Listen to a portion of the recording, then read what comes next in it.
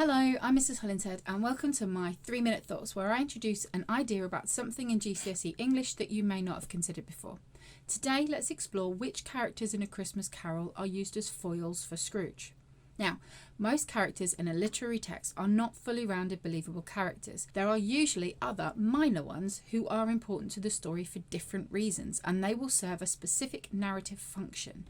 That's where foils come in. The name comes from an old trick used to sell jewellery. A piece of silver foil would be put underneath the gemstone to make it sparkle seem a bit brighter. So foils are characters whose purpose is to make specific qualities of another character stand out more than they would otherwise. There are 3 in A Christmas Carol that do this for Scrooge. Marley might not seem that different to Scrooge at first. In fact, he spends a lot of time talking about how similar he and Scrooge have been as a warning to him. There is one big contrast, however, and that is that Marley has regret.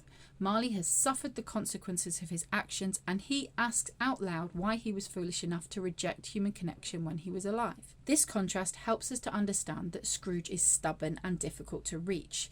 That explains why he needs to be visited by the 3 spirits, because he's distanced himself so far from other human beings that even his only friend can't get through to him. Fred is a clear contrast to Scrooge from the first moment we meet him. While Scrooge carries his own low temperature, Fred is described as if he's a fire. He is glowing and even his breath is smoking, making Scrooge seem even colder. He has 2 major differences that help us to understand why Scrooge is the way he is.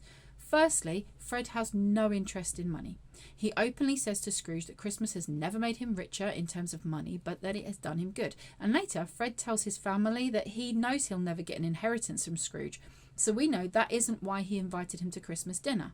The largest difference, however, is that while Scrooge actively rejects other humans, Fred actively seeks connections from others. From saying that he will invite Scrooge every year to having such a profound influence on Bob Cratchit when he bumps into him in the street and tells him how sorry he is about Tiny Tim, someone he never even met. We spend time in Scrooge's house and then in Fred's, where Scrooge could go whenever he wants. So his choice not to becomes even more unreasonable. Fezziwig is another foil and allows us to see that Scrooge really has no reason to be the way he is. It is a personal choice. Fezziwig apprenticed and therefore trained Scrooge, so they do the exact same job, and he proves that Scrooge could still be a good businessman without being so concerned with money. He has 2 apprentices where Scrooge has none, so he's generous with his knowledge, and he makes sure that they work up to the last minute at 7 o'clock on Christmas Eve, so he isn't too soft on them. He doesn't waste money on the party either. The Ghost of Christmas Past says he can only have spent a few pounds on it,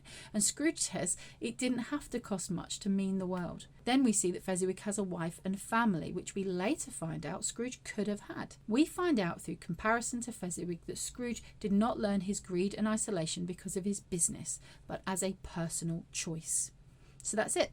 I hope you found something valuable there. If you did, please hit the button and subscribe to be notified of the next episode.